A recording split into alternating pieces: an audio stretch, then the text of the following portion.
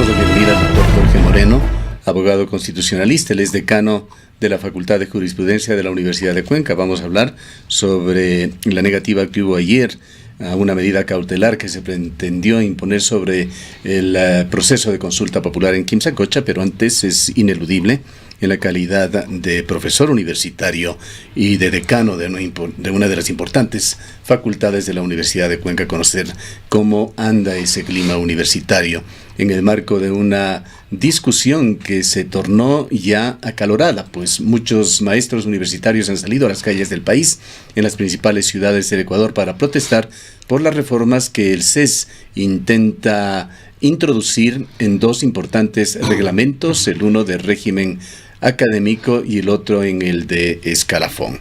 Doctor Moreno, muy buenos días. ¿Qué es lo que se dio ayer en la Universidad de Cuenca? Muy buenos días, ingeniero, muy buenos días, licenciada, y a la ciudadanía un saludo muy especial, sobre todo por el amor y la alegría que debe primar en todas las personas. Creo que este momento lo que existe en la Universidad Ecuatoriana y de manera especial en la Universidad Pública, de la cual es parte justamente la Universidad de Cuenca, es una incertidumbre en docentes, en personal administrativo, en trabajadores, en los propios estudiantes y autoridades respecto al modelo educativo, al modelo educativo superior. Y digo aquello porque permanentemente estamos observando que los órganos de control administrativo, como son sobre todo el CES y el CASES, en definitiva realizan revisiones permanentes a los marcos normativos reglamentarios. Si bien es verdad, el legislador ordinario, cuando expidió la LOES, facultó a estos dos organismos a que generen justamente regulaciones y controles, no es menos cierto que incluso en algunas esferas lo que hizo el legislador ordinario fue extralimitarse en sus funciones. Para ponerle un ejemplo, la Constitución de la República dice que solamente mediante ley en materia de educación se puede regular el tema de la estabilidad, el tema del escalafón, el tema de las remuneraciones, el tema de la cesación y de la jubilación. Le pongo estos ejemplos. En definitiva, ¿quién tenía esa potestad? Única y exclusivamente el legislador ordinario, es decir, la Asamblea Nacional. Pero lo que no podía hacer la Asamblea Nacional es justamente a través de la ley subdelegar esa potestad a los órganos de control administrativo. Y allí justamente se generó un problema de inconstitucionalidad que permanentemente yo lo he insistido, pero que evidentemente no se ha demandado, porque había que tomar en consideración que quien controlaba justamente la Corte Constitucional era el Ejecutivo. Y bajo esa esfera, ¿qué hubiese ocurrido si planteábamos una demanda de inconstitucionalidad? O que entre justamente al archivo o a la refrigeradora, o definitivamente que se declare sin lugar esa acción. Yo creo que los tiempos han cambiado. Ahora contamos con una Corte Constitucional, yo diría académica, casi en el 100% académica, que conocen la realidad sobre todo de la educación pública y privada, y evidentemente bajo los demás argumentos constitucionales que lo hacen, se puede justamente proponer una situación de esta naturaleza. Es decir, yo no descarto, por ejemplo, que la Universidad Ecuatoriana y de manera especial la Universidad Pública pueda proponer una demanda de inconstitucionalidad respecto de todo lo que tiene relación con el régimen de remuneraciones, con el régimen de escalafón, con el régimen de jubilación, etcétera, que se regula a través del reglamento del docente e investigador. Yo no descarto esa posibilidad, pero sin perjuicio de ello, me parece bien que las autoridades universitarias, los propios docentes universitarios, estén trabajando a nivel nacional en temas referentes a una mejor morigeración del reglamento que ha propuesto el CES. Allí hay temas que indudablemente merecen ser revisados por el CES. Para ponerle un ejemplo, el escalafón. En el escalafón del docente se establece o se pretende establecer que solamente por concurso de oposición y méritos entrarían los que se encuentran dentro del requisito básico de la maestría, pero en el quintil. Eso hay que eliminarle, porque eso es discriminatorio para todos los que tienen justamente el título de cuarto nivel. Segundo, se establece que como experiencia debe tener una formación o haber ejercido ya la docencia en las universidades. Entonces también estamos excluyendo favoreciendo a un gran número de profesionales que tienen títulos de cuarto nivel, que efectivamente pueden tener incluso la mística para ser docentes, pero que les imposibilitaría el acceder a un concurso de oposición y méritos. Falta de experiencia en la docencia, en definitiva. No creo que sea el mecanismo, si se tiene justamente esa cualidad, ese don, que yo creo que viene incluso al interno de cada una de las personas. El otro tema, el escalafón mismo como tal. Aparece una nueva categoría. Este momento tenemos, por ejemplo, en el escalafón, el auxiliar 1 y el auxiliar 2, pero aparece el auxiliar 3. Y luego viene el agregado 1, el agregado 2. Eso es simplemente dilatar la carrera universitaria, pero dilatar las posibilidades de ascenso, más concretamente. Vamos más allá. Y yo creo que el docente tiene que justamente ir ascendiendo no en función a tiempos, sino en función a los demás requisitos de la academia como tal. Por ejemplo, que tenga los títulos de cuarto nivel, que puede ser maestría, PhDs, que sepa otro idioma, me parece muy bien, pero que tenga también formación en cursos pedagógicos y en cursos científicos, además de las obras. Curiosidades, y eso le va dando justamente la posibilidad. Una de las curiosidades que vimos, doctor Moreno, es que por allí, para la posibilidad de ascender, se toma en cuenta la calificación que ha obtenido en sus estudios de maestría. Esto es absolutamente relativo. La maestría califica ya a una profesional. Además, ¿qué es lo que incentivan con esto? Claro. Que se busquen maestrías en universidades o centros educativos mediocres, donde uno puede obtener un 100 sobre 100, no en las escuelas de mayor exigencia, donde realmente es difícil obtener las máximas calificaciones. Es el tema del quintil. El tema del quintil en la maestría, justamente, que está imposibilitando que se pueda justamente tener la posibilidad. Yo digo allí, la Universidad de Cuenca es muy exigente, por ejemplo, en las maestrías de cuarto nivel, porque incluso hay un concurso en definitiva para ingresar.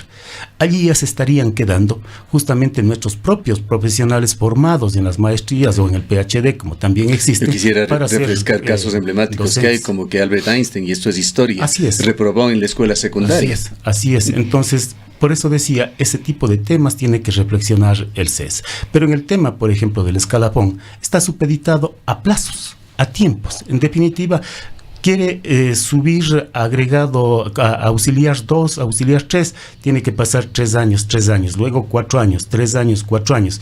En definitiva, si usted quiere llegar, así tiene que esperarse ese tiempo, PhDs, independientemente de que ya haya cumplido con los requisitos de méritos académicos, publicaciones. Claro, que esa es la esencia justamente de la academia como tal, la intelectualidad, la formación, no el tiempo.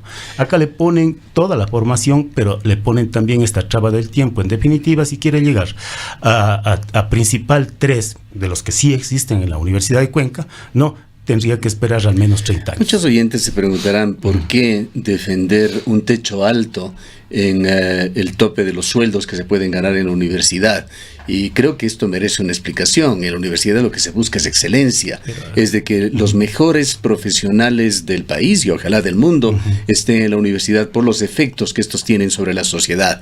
Y en la universidad, al tratar de tener a los mejores profesionales, se está maniobrando en un mercado laboral sumamente competitivo, exigente. Se está disputando estos cuadros con el sector privado, con las universidades públicas y privadas, no solamente del país, de la región, de Latinoamérica, incluso del mundo, para los profesionales de categoría. Esto tiene una explicación, y la universidad no puede tener las amarras que otros sectores de actividad tienen. Evidentemente que sí, pero hay justamente estas amarras. Por ejemplo, para ser auxiliar 1, que es el ingreso justamente en la Universidad de Cuenca, el sueldo a tiempo completo es de 2.400. ¿Que podría ser un PhD? Para un PhD. Para un PhD, mínimo un maestrante en esa área donde va justamente a ejercer la cátedra.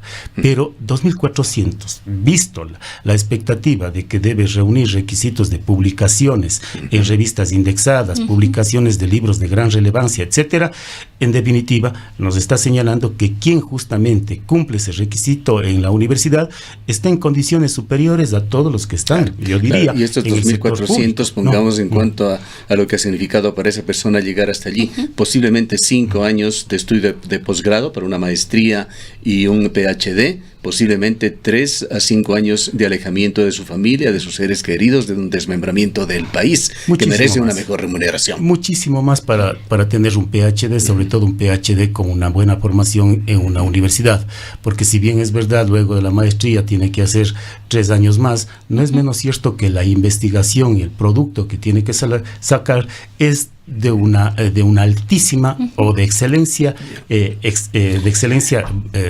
muy importante en el nivel de su Para transitar al otro tema, doctor Moreno, también hay otra reflexión que creo que vale la pena hacerlo. Escuchamos al flamante director de Cenecit, al doctor Felipe Abriera, a quien deseamos, dicho sea de paso, mucho éxito en sus funciones. Decir que la propuesta no afecta a quienes ya están en la universidad. Es que cuidado con esto. Además de que sí les afecta a los nuevos cuadros. Claro. Se hace la universidad un escenario poco atractivo al ingreso de estos nuevos cuadros que ven que fue solo un espejismo la universidad de excelencia que se prometió. Claro, sí afecta. Y digo, ¿por qué afecta? Porque este momento, si el docente que ya ha ganado el concurso de oposición y méritos, cumple los requisitos para ir subiendo de categoría, quiere pasar, por ejemplo, de auxiliar 2 a agregado 1, que este momento es lo que está vigente, lo puede hacer. Pasa a agregado 1, pero solamente en la denominación, porque el sueldo queda congelado a auxiliar 2.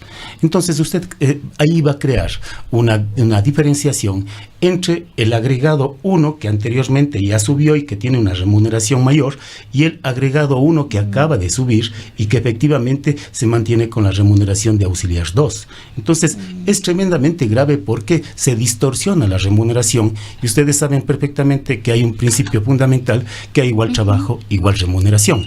¿Eso qué va a generar a futuro? Va a generar de que efectivamente se presenten demandas de centenas a nivel nacional y las universidades tengan que en su momento buscar los recursos económicos para pagar esas diferencias que mandaron los contenciosos administrativos. Además, doctor Moreno, esta situación aún no resuelta, habrá que esperar a ver qué pasa el día 20, que es el plazo que se ha planteado el CES para aprobar. Sin embargo, esto también retrasa otro problema, y no reciente, sino de hace mucho tiempo atrás, que es la convocatoria a los concursos, que es un problema que viene arrastrando, por ejemplo, la Universidad de Cuenca ya desde hace mucho tiempo. Sí, eso es gravísimo. Por ejemplo, en su momento el Consejo Universitario tuvo que suspender los concursos de oposición y méritos porque el tema de la masa salarial entre el docente contratado y el que hubiese ingresado bajo la nueva situación hubiese complicado gravísimamente el presupuesto, porque por regla general también cuando se ingresa a la universidad, y ese es un derecho del docente, ¿no? Evidentemente, si usted convoca, por ejemplo, a un concurso de agregado 1, que yo he sido parte de esos concursos en otras facultades, ese docente inmediatamente a la vuelta de 5 meses o un año, le pide realizar el curso de formación del PhD, tiene que la universidad pagarle aquello y tiene que contratar al docente. O además, cuando hay docentes investigadores, el docente investigador pide justamente la contratación del docente para las clases, luego se lo incluye en el producto de la investigación que está haciendo y hay que contratar otro. Entonces, de alguna manera, la paralización de los concursos fue por esa línea. Pero ahora también estamos en el problema de poder convocar a los concursos de oposición. Yo, por ejemplo, en la Facultad de Jurisprudencia tengo ya resuelto en Consejo Directivo la convocatoria a 8 concursos de oposición y méritos. Pero el tema justamente viene porque hay que pedir, en definitiva, los pares externos. Y solamente la universidad puede pedir pares externos a universidades de igual categoría o de categoría superior. Y ese es un problema para la Universidad de Cuenca porque está en clase A. ¿Cuáles son las que están en clase A? Las de Quito, San Francisco, ¿no? Una de 4º nivel, que es justamente la andina, y evidentemente en Guayaquil la UES. Las politécnicas no entran en el área nuestra. Entonces se nos complica. Y la norma, en la reforma lo que dice, la reforma de este proyecto, dice que si no se puede conseguir esos docentes, tienen que ir a buscar en el exterior. Vean el problema gravísimo que es respecto de aquello, doctor Moreno, era qué va a pasar con los docentes que llevan ya contratados varios años. Se habla de que a quienes tienen ya contratos de 4 5 años estarían enfrentando la imposibilidad de continuar en la carrera académica de la Universidad de Cuenca. Bueno, en esa perspectiva yo sí creo que pueden participar en los concursos de oposición y méritos, ¿no? Salvo que se mantenga el quintil de la maestría. Y eso sí sería gravísimo, porque creo yo que un buen porcentaje, no hemos hecho la investigación en la universidad, pero un buen porcentaje de esos docentes probablemente no puedan participar ya en los concursos, si se mantiene esa norma, que además es una norma, vuelvo a señalar, discriminatoria. Hay algunas declaraciones que nos hacen a través de las redes sociales, señalan que la universidad no paga el PhD, paga una vez el ticket aéreo, luego pagan el sueldo mientras estén en el PhD. Si no se obtiene una beca, hay que endeudarse. Estoy completamente de acuerdo con lo que dice justamente. Y los gastos pueden ser sumamente altos dependiendo de la universidad. Sí, dependiendo de la universidad. Exactamente, la normativa que tenemos en la universidad es pagarles el ticket aéreo, de alguna manera creo que una parte de la remuneración, y allí queda absolutamente todo. Otro de los temas que nos traen a través de las redes sociales y que es recurrente, lo hemos escuchado ya anteriormente, es, y partiendo del punto de que la universidad tiene que ser de excelencia, tiene que atraer a los mejores cuadros, que tienen que haber concursos en los cuales se evalúen los méritos y la carrera profesional que ha tenido. Hablan de que en algunas facultades de la universidad hay sectarismos, que se favorece de alguna manera a candidatos afines al gobierno universitario. Esto sería sumamente grave. Eso sería sumamente grave. En el caso personal de la Facultad de Jurisprudencia, lo que hago es convocar, por ejemplo, así tengamos una vacante de provisional a concursos de méritos. Y allí quien resuelve es el Consejo Directivo. Y jamás, desde que estoy yo, he pedido a algún docente de los miembros del Consejo Directivo de que ayuden a alguna persona. Para nada. El que gana tiene que ingresar con el puntaje que corresponda. No nos ha ido bien en muchos de los casos, no nos ha ido bien.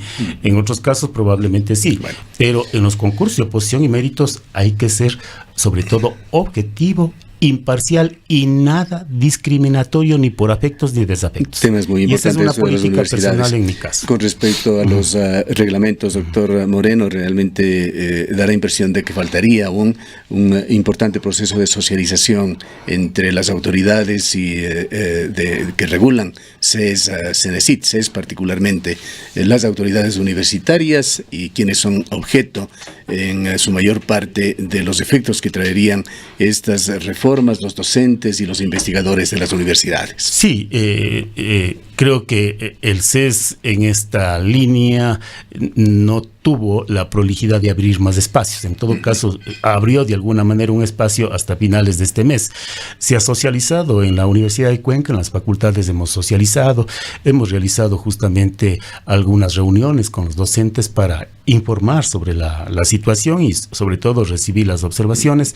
De parte de la facultad hemos entregado las observaciones al señor rector para que las considere del caso. Bien, esperemos que las mejores salidas se encuentren. Vamos con el otro tema y el principal por el cual le habíamos invitado, doctor Moreno.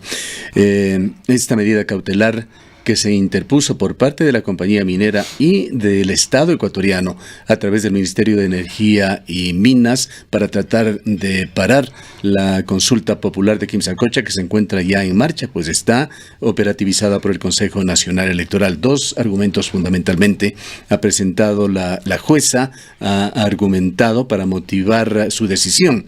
Primero ha señalado ser jueza de primera instancia y que carece de competencia, pero por otra parte recordó que de acuerdo con la Constitución y la Ley Orgánica de Garantías Constitucionales, es la Defensoría del Pueblo la entidad encargada de tutelar los derechos de las personas. Y ha añadido, para que exista claridad en el tema, que el Ministerio, esto es el Gobierno Nacional, el Ejecutivo, no tiene legitimidad para haber actuado a nombre del pueblo. Sí, ayer estuve justamente a la prolijidad en la noche de revisar la sentencia que ya expidió la jueza por escrito, muy pequeña pero bastante concreta en lo que usted justamente menciona, porque participa la Defensoría del Pueblo y la Defensoría del Pueblo argumenta muy bien cuando dice: el Ministerio de Energía y Minas y el Estado ecuatoriano como tal o el gobierno no puede ser considerado legitimado activo en esta causa. ¿Por qué razón? Porque él no es el representante del pueblo ecuatoriano. En tema de derechos, el representante es la Defensoría Pública. Lo que tiene en definitiva el Estado y el gobierno son deberes. Y eso eso es muy interesante desde el punto de vista de que se vaya justamente generalizando en toda la esfera de las distintas funciones del Estado, porque estábamos acostumbrados, y era la crítica que permanentemente hacíamos desde la academia en el gobierno anterior, de que acá el que tenía derechos era el Estado y la ciudadanía teníamos obligaciones. En varios foros que, por ejemplo, ha realizado la Universidad de Cuenca, sobre todo en la Facultad de Jurisprudencia, o en los que yo he participado fuera, las investigaciones que han realizado los ponentes en cada una de las áreas del derecho constitucional, sobre todo, con números y causas precisas establecían. La Corte Constitucional solamente resuelve los casos del Estado. Y esos declara con lugar y en gran medida son temas en los que se alude a derechos. En cambio, cuando la ciudadanía demanda, esas causas las pierde la ciudadanía bajo el argumento, en definitiva, de que es improcedente. Creo que está cambiando ya la situación eso es muy interesante. Hubo mucha gente que contuvo el aliento el día de ayer hasta saber qué pasaba con esa audiencia a las 2 de la tarde en la capital de la República. Desde yo estuve pendiente también de esa situación, pero hay una cuestión muy importante. Algo que quisiera, perdóname, no quiero cortar su idea, desarróllela, pero también, por favor, añada en términos de jurisprudencia, ¿qué puede significar los resultados de la consulta popular en Quipsacocha? Es muy interesante desde el punto de vista del precedente que se genera, sobre todo para que el Estado como tal, a través de los ministerios, no proponga este tipo de acciones, porque en definitiva no representa los intereses del pueblo. ¿Qué derecho vulnerado puede tener en este caso el Estado? Ninguno. Lo que argumentaron es la seguridad jurídica, pero la seguridad jurídica solamente como enunciado, ¿en qué sustenta justamente el derecho? Con normas claras, expresas, etcétera. A lo que voy. El tema para mí es más importante visto desde el ordenamiento jurídico, desde la ciencia política y el derecho constitucional. Si usted revisa la Constitución de la República, observará que al crearse la función electoral, de la cual yo no comparto, establece que son atribuciones del Tribunal Contencioso Electoral conocer y resolver sobre los actos que expide el Consejo Nacional Electoral. ¿Eso qué significa? Significa que no hay otro órgano, ni jurisdiccional, ni administrativo, que pueda interferir esa esfera de atribuciones. Esa es la entidad a la que la minera, que ha sido también actor en este caso, podía haber acudido, o debía haber acudido. Si el Consejo Nacional Electoral tomó la decisión, adoptó la resolución de la convocatoria a la consulta popular en Girón, en definitiva, esa resolución solo podía ser impugnada al contencioso electoral, de tal manera que ningún juez es competente para conocer ni como acción de protección, ni como medida cautelar, sea una medida cautelar individual, sea una medida cautelar conjunta, porque efectivamente la norma constitucional y el Código de la Democracia establece claramente que el único órgano competente para resolver aquello es el contencioso electoral. Es más, la propia Ley de Garantías Jurisdiccionales y Control Constitucional señalan que las acciones de protección no son de las resoluciones, las resoluciones del Consejo Nacional Electoral no son materia de acciones de protección. No, y que las sentencias del contencioso electoral no son susceptibles de acciones extraordinarias de protección. Excluye. ¿Por qué razón? Aquí viene justamente el fundamento. Los actos que genera el Consejo Nacional Electoral no son simples actos administrativos, no son declaratorias de voluntad unilateral en ejercicio de la función administrativa, es en ejercicio de la función política, porque lo que hay en el Consejo Nacional Electoral son resoluciones en la lucha por el acceso al poder o en la lucha por el poder democrático como tal. Ahora, esa es la sustancia. Doctor Moreno, parece que el gobierno no escuchó o no quiso escuchar lo que señaló la jueza en cuanto a esta ilegitimidad para haber actuado a nombre del pueblo, pues Fernando Benalcázar, el viceministro de Minas, quien fue el demandante, mantuvo silencio, no comentó sobre la decisión de la jueza, pero anticipó que acudirán a presentar una acción ante la Corte Constitucional. Sí, lo que pretendo creer es que van a proponer una acción de inconstitucionalidad. Pero vuelvo a insistir, el tema tampoco procede porque ante quien debían proponer cualquier impugnación de la convocatoria de la consulta es al contencioso electoral, y la sentencia del contencioso, dice la Constitución, genera jurisprudencia y es de inmediato cumplimiento. Esto le inhibe a la Corte Constitucional, por eso yo he sostenido de que la cofunción como tal tiene que ser revisada, porque no, en el fondo el contencioso electoral está haciendo control de legalidad y constitucionalidad en materia de derechos políticos. ¿Qué sabe usted, doctor Moreno, sobre el amicus curiae, el recurso que habría presentado también el día de ayer Harold Urbano, el defensor del pueblo?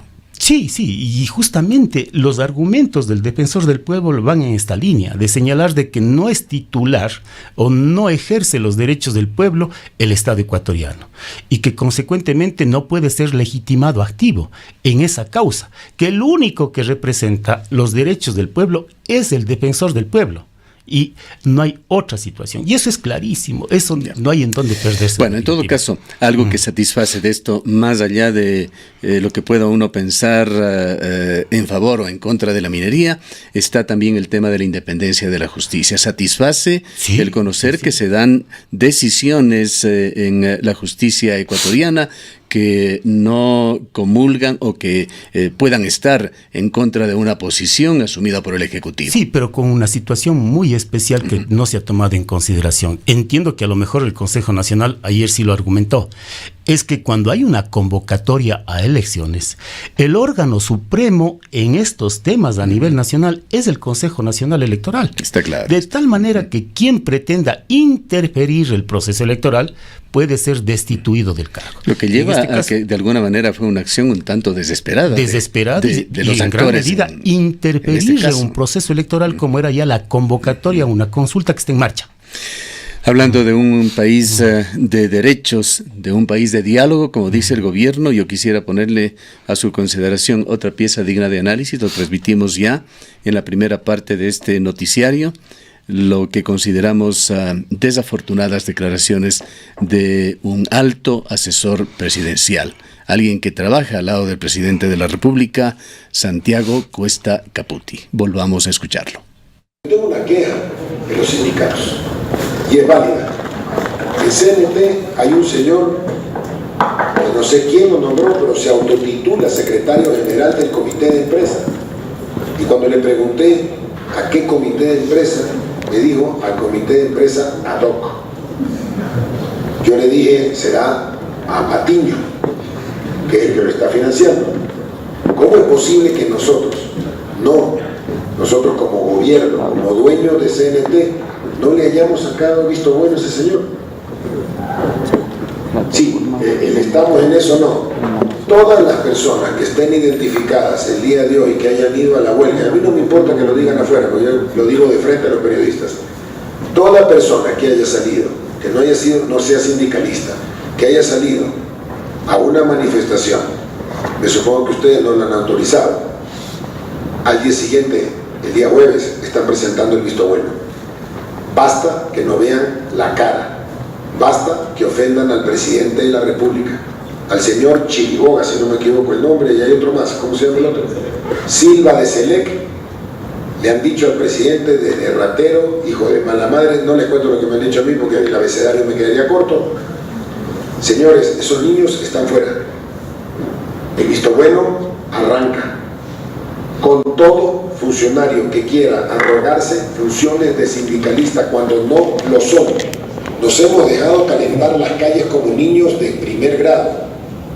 Por favor, seamos responsables. Cuenten con el respaldo de sus sindicatos. En la silla vacía, junto a Cuesta, estuvo instantes antes María Paula Romo. ¿No parecen estas declaraciones de un alto funcionario del gobierno de Lenín Moreno las de un gobierno que se autocalifica como de diálogo y de concertación? Nos recuerda etapas recientes de un gobierno autoritario. Declaraciones de estilo Júpiter troyano. ¿Qué piensa un hombre de derecho como usted? Bueno, siempre pensamos que la objetividad tiene que estar presente. Los afectos y desafectos no pueden justamente conllevar que se adopten posiciones extremas o que se enuncien este tipo de situaciones. Hay causales expresas para el visto bueno. No, una de ellas, por ejemplo, las injurias graves a las autoridades, a los compañeros, etcétera. No, pero eso tiene que demostrarse dentro del trámite del visto bueno. Pero lo que no puedo yo justamente es hacer este tipo de expresiones y luego proponer las acciones porque evidentemente ya existe allí un desafecto. El señor Cuesta se da el lujo, pongamos entre comillas, de dar nombre de determinadas personas a quienes, al estilo de las sabatinas, prácticamente están ya despedidos. Sí, eso es grave, ¿no? Porque no solamente que están despedidos, sino que en definitiva también ya manda un mensaje a las autoridades administrativas de las inspectorías del trabajo. Sí, lamentable. Es lamentable. Gracias, doctor Moreno, por su presencia y su importante opinión en el tema universitario, en el caso de la consulta de Quimsacocha y en estas curiosas declaraciones, por llamarlo de alguna manera, de Santiago Cuesta Caputi, alto asesor del presidente Moreno.